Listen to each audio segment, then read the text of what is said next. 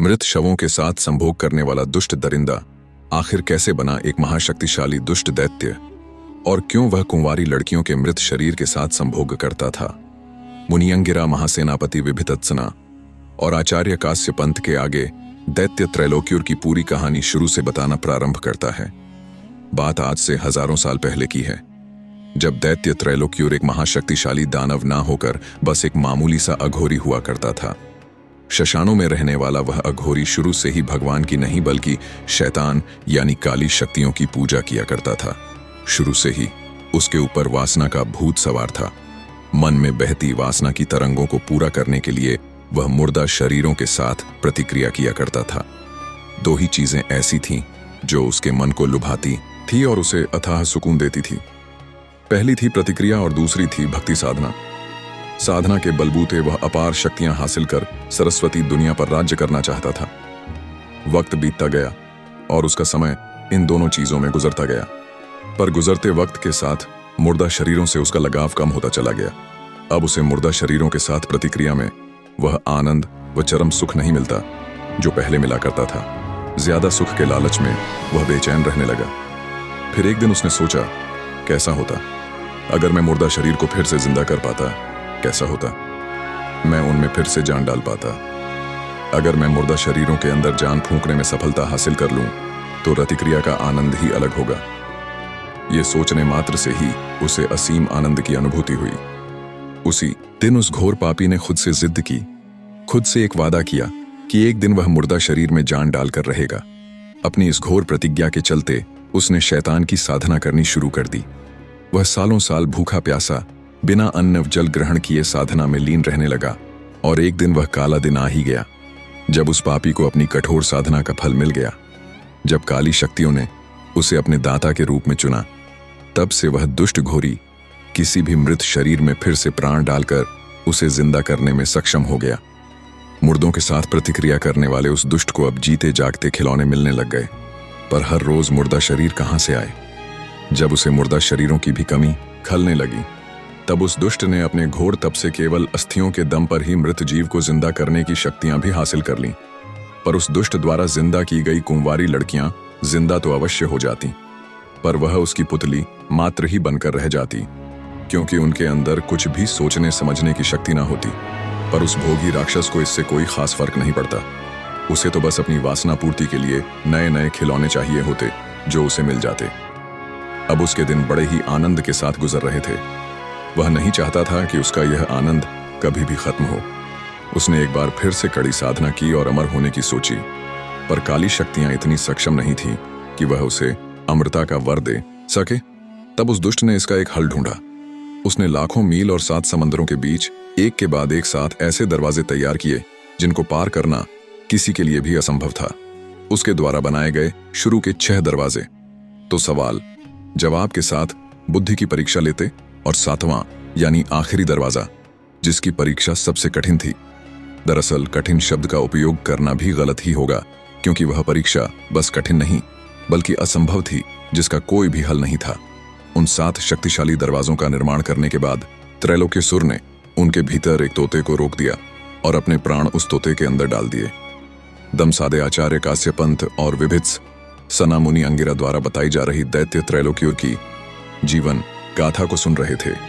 आगे मुनि अंगिरा ने बताया, खुद के प्राण उस तोते के अंदर डालकर और तोते को उन 7 शक्तिशाली दरवाजों के भीतर बंद कर वह दानव पूरी तरह से निश्चिंत हो गया, क्योंकि सबसे पहले तो किसी के लिए भी 7 समंदरों के पार जाना ही असंभव था। दूसरा, उन 6 दरवाजों के सवालों का जवाब यानी उनकी गुत्थियों का हल करना भी अत्यंत ही गूढ़ विषय था, और अंत में 7वें यानी उस आखिरी दरवाजे की परीक्षा को पास करना तो नामुमकिन ही था। मुनिंगरा की बात सुन बीच में ही विभित्स ससना बोल पड़ी, बीच में टोकने के लिए क्षमा करें गुरुवर, पर उस 7वें यानी आखिरी दरवाजे की क्या परीक्षा थी। विभितत्सना की बात सुन मुनि अंगिरा बोले, सब्र रखो बेटी, अवश्य ही मैं तुम्हें उसके बारे में भी बताऊंगा। आगे मुनि अंगिरा बोले, धीरे धीरे दैत्य त्रैलोक्युर की बढ़ती भूख ने उसे और अधिक शक्तियां हासिल करने के लिए प्रेरित किया, और अपनी कठोर साधना के बलबूते पर वह अपने मकसद में कामयाब भी होता चला गया। अब समूची पृथ्वी पर उसके जैसा शक्तिशाली दूसरा कोई ना था। पर कहते हैं ना, जब व्यक्ति को धन या शक्ति हासिल होती है तो वह उतने में भी सब्र न करके और अधिक पाने के लिए लालायित हो उठता है। ऐसा ही दैत्य त्रैलोक्युर के साथ भी हुआ। बढ़ती भूख के कारण उस दुष्ट राक्षस ने फिर एक सपना देखा। अब की बार उसका सपना था तीनों लोकों पर राज करने का। अपने सपने की शुरुआत उसने खुद का नया नामकरण करते हुए खुद को त्रैलोक्युर का नाम देकर की। त्रैलोक्युर का अर्थ है तीनों लोकों को जीतने वाला राक्षस। अब केवल नाम से ही वह त्रैलोकीसुर था। असल में तीनों लोकों को जीतने का उसका सपना केवल एक सपना ही था। एक बार फिर से उसने कठिन तप किया और पता लगाया कि आज से शताब्दियों बाद एक काली अमावस की रात आएगी। उस रात काली शक्तियां सबसे अधिक प्रचंड शक्तिवान होगी। उस अमावस की काली रात तक उसे 1001 पवित्र कुंवारी कन्याओं की बलि देनी होगी, जिसमें 1000 साधारण कन्या और आखिरी वाली यानी 121वीं लड़की शाही परिवार से होनी चाहिए, जिसकी रगों में राजसी खानदान का खून हो। आगे मुनि अंगिरा बोले, आज से ठीक 9 दिन बाद वह काली अमावस आने वाली है और अब तक शायद वह दुष्ट उतनी ही कन्या की बलि दे चुका है। क्या बस उससे कुछ ही दूर है और तुम्हारी सखी राजकुमारी रुद्रलेखा ही उसकी 101वीं कन्या है, जिसकी बलि देने के बाद वह अजय हो जाएगा। मुनि अंगिरा की बात सुन विभत्सना सन्न रह गई। आचार्य काश्यपंत बोले, गुरुवर, अगर वह ऐसा करने में कामयाब हो गया तो काश्यपंत की बात सुन मुनि अंगिरा बोले, तो वह अजय हो जाएगा। फिर उसे हराना नामुमकिन होगा। फिर उसे अपने प्राणों को सुरक्षित रखने के लिए किसी तोते की आवश्यकता नहीं पड़ेगी। मुनि अंगिरा की बात सुन आचार्य काश्यपंत और विभित्सना के रोंगटे खड़े हो गए। आचार्य काश्यपंत बोले, तो महाराज, क्या कोई भी उपाय नहीं है दैत्य त्रैलोक्युर को रोकने का? मुनि जी बोले, अवश्य है वत्स, उसे रोकना मुश्किल जरूर है पर नामुमकिन नहीं। हमें उसे उसके मकसद में कामयाब होने से रोकने के लिए बल से नहीं बुद्धि से काम लेना होगा। दैत्य त्रैलोक्य और आज के दिन जरूर अथाह शक्तियों का स्वामी है। आज के दिन बड़े से बड़ा योद्धा भी सामने से उसको चुनौती नहीं दे सकता। इसलिए सामने से उसे पराजित करने की सोचना मूर्खता से अधिक कुछ ना होगा। उसे पराजित करने और उसके मकसद में कामयाब होने से रोकने के लिए केवल और केवल एक ही रास्ता है, वह तोता। वो तोता ही उस दुष्ट दैत्य की एकमात्र कमजोरी है। बस मुनि अंगिरा की बात सुन विभत्सना बोली, पर गुरुवर, हम उस तोते तक कैसे पहुंचेंगे? 7 समुंदरों के पार जाना कैसे संभव होगा? विभत्सना की बात सुन मुनि अंगिरा बोले, हम नहीं बल्कि तुम जाओगी 7 समुद्र पार। मुनि अंगिरा की बात सुन विभत्सना हैरान और प्रश्नवाचक दृष्टि से उनकी तरफ देखती है। उसका आशय समझ मुनि अंगिरा बोले, मैं बहुत समय पहले से ही इस आने वाली मुसीबत के बारे में जानता था, इसलिए मैंने कठिन तप करके भगवान विष्णु को प्रसन्न कर लिया और उनसे यह वरदान मांगा कि मैं जीवन में एक बार उनके साधन यानी उनके गरुड़ का इस्तेमाल कर सकता हूं। भगवान विष्णु जी का गरुड़ ही है जो तुम्हें 7 समंदर पार लेकर जाएगा। मुनि अंगिरा की बात सुन आचार्य काश्यपंत और विभित्सना दोनों के चेहरे पर कुछ समय के लिए सुकून के भाव उभरे, पर अगले ही पल विभत्सना फिर बोल पड़ी, गुरुवर, लेकिन वो 7 दरवाजे मैं उनको कैसे पार कर पाऊंगी? विभत्सना की बात सुन मुनि अंगिरा कुछ नहीं बोले और आंखें बंद करके ध्यान किया। तभी एक चमकता हुआ दिव्य फल उनकी हथेली पर आ गया। आचार्य काश्यपंत और विभित्सना आंखें फाड़े सब कुछ हैरानी से देख रहे थे। मुनि बोले, बेटी, यह है बुद्धि फल। यह है तुम्हारे सवाल का जवाब। इसे खाने से तुम्हारी बुद्धि हर रूप से विकसित हो जाएगी, जिससे तुम उन दरवाजों की गुत्थियों को बड़ी ही आसानी से हल करते हुए उनके सवालों का जवाब दे पाओगी। मुनि अंगिरा की बात सुन विभत्सना अब तक उम्मीदों से लबालब भर चुकी थी, पर एक बार फिर उसके दिमाग में एक सवाल कौंधा बोली, माफ करें गुरुवर, पर भगवान विष्णु के गरुड़ और इस बुद्धि फल को खाकर तो कोई भी उस दैत्य का सर्वनाश कर सकता है। फिर मैं ही क्यों? आपने ऐसा क्यों बोला कि मैं ही हूं जो दैत्य त्रैलोकीसुर को उसके मकसद में कामयाब होने से रोक सकती हूं, जबकि आपके द्वारा दी गई इन शक्तियों के बल पर कोई भी ऐसा करने में सक्षम है। विभत्सना की बात सुन मुनि अंगिरा के चेहरे पर हल्की सी मुस्कान आ जाती है। वो बोले, बेटी, कुछ देर पहले तुमने मुझसे एक सवाल किया था कि उस 7वें यानी आखिरी दरवाजे की क्या परीक्षा है। तुम्हारे उस सवाल और तुम ही ऐसा क्यों कर सकती हो, इन दोनों सवालों का एक ही जवाब है। मुनि की बात सुन विभत्सना अत्यधिक संशय और घोर आश्चर्य से भर जाती है। विभत्सना की हालत देख आचार्य काश्यपंत अपने गुरु से बोले, गुरु जी, कृपया करके जल्दी से इन सवालों का जवाब दीजिए। अब मन की उलझनें बर्दाश्त से बाहर होती जा रही है। तब मुनि अंगिरा विभत्सना की तरफ देखते हुए बोले, बेटी, केवल तुम ही हो जो उसे रोक सकती हो। इसके पीछे की सबसे बड़ी और सबसे दिलचस्प वजह है उस 7वें दरवाजे की परीक्षा। वो 7वां रहस्यमयी दरवाजा एक साधारण दरवाजा ना होकर एक बहुत बड़ा आईना है। सुनो बेटी, उस दुष्ट दैत्य ने उस आखिरी दरवाजे को इस तरह बनाया है कि जब उसके सामने खुद वह दुष्ट दानव खड़ा होगा तभी वह खुलेगा। मुनि अंगिरा की बात सुन विभत्सना एक बार फिर चौंक जाती है और कहती है, गुरुवर मगर यह कैसे संभव है? तब मुनि अंगिरा बोले, बेटी यही तो तुम्हारी आवश्यकता पड़ेगी।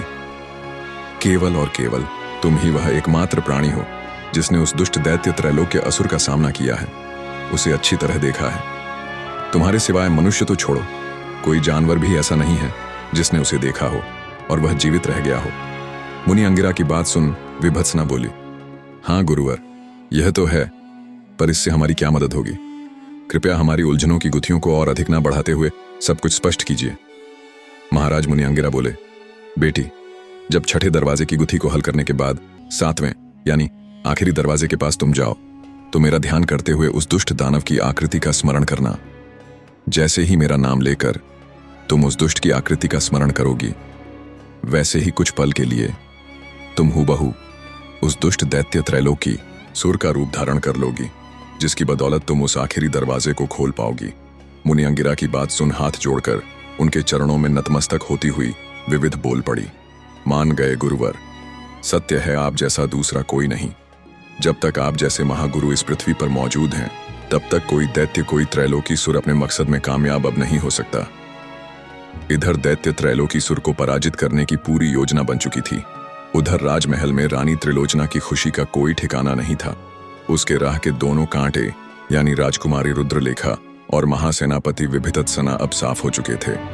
अब ना कोई उसे रोकने वाला था और ना ही कोई टोकने वाला। संपूर्ण अरण्यपुर के ऊपर अब रानी त्रिलोचना का शासन था। दैत्य त्रैलोकीर्ष के वायदे के मुताबिक रानी त्रिलोचना अब हर रोज दैत्य के पास एक कुंवारी कन्या भेजने लगी। दैत्य त्रैलोकी सुर भी हर तरफ से निश्चिंत था। उसे बैठे बैठाए उसके शिकार मिल रहे थे और 1000 कन्याओं की बलि देने की उसकी योजना भी पूरी होने के बहुत करीब थी। काली अमावस की रात में अब सिर्फ 9 दिन शेष थे जब से राज्य की बागडोर रानी त्रिलोचना ने संभाली थी। पूरा राज्य त्राही कर रहा था। वह बिना किसी रोक टोक के अपने सैनिकों को भेजकर किसी भी पवित्र कुंवारी कन्या को उठवा लेती और उसे दैत्य त्रैलोक्युर को समर्पित कर देती। रानी त्रिलोचना का विरोध करने की किसी भी नगर निवासी की हिम्मत ना होती। इधर योजना पूरी होने के बाद विभत्सना 7 समंदर लांघने को तैयार थी। सबसे पहले तो उसने मुनि अंगिरा द्वारा दिया हुआ वह बुद्धिफल ग्रहण कर लिया। उसके पश्चात मुनि अंगिरा ने ध्यान कर भगवान विष्णु की सवारी यानी उनके गरुड़ को भी बुला लिया। विभत्सना आचार्य कास्य पंत और मुनि अंगिरा से आशीर्वाद लेकर उनसे विदाई लेती है और भगवान विष्णु जी के गरुड़ पर बैठकर अपनी यात्रा पर निकल पड़ती है। उसके मन में दैत्य त्रैलोक्युर को पराजित करने की घोर प्रतिज्ञा थी और अपनी सखी यानी राजकुमारी रुद्रलेखा को कैसे भी करके जिंदा और सही सलामत लाने की भूख। तेजी के साथ उड़ते हुए गरुड़ महाराज ने पूरे 1 दिन के सफर के पश्चात विभत्सना को दैत्य त्रैलोक्युर के माया जाल यानी उन 7 विचित्र दरवाजों के पास ले जाकर उतार दिया। दृढ़ विश्वास के साथ मन में आचार्य कास्य पंत और मुनि अंगिरा का ध्यान करते हुए विभत्सना पहले दरवाजे की तरफ बढ़ती है। जैसे ही विभत्सना उस चमत्कारी दरवाजे के पास जाती है, वह चमत्कारी दरवाजा खुद ब खुद बोल पड़ता है। दासी रमणिका की पुत्री और आचार्य कास्य पंत की शिष्या विभितत्सना, बताओ मैं तुम्हारी क्या खिदमत कर सकता हूं? दरवाजे के मुख से अपना संपूर्ण परिचय पाकर एक बार के लिए विभित ससना थोड़ी सक्काई, फिर बोली, मुझे उस पार जाना है। सुना है जो भी तुम्हें पार करके दूसरी तरफ जाना चाहता है उसे तुम्हारी पहेली का उत्तर देना होता है। हे चमत्कारी, दरवाजे में तैयार हूं तुम्हारी पहेली का जवाब देने के लिए। पूछो क्या सवाल है तुम्हारा। दरवाजा खोला तो सुनो।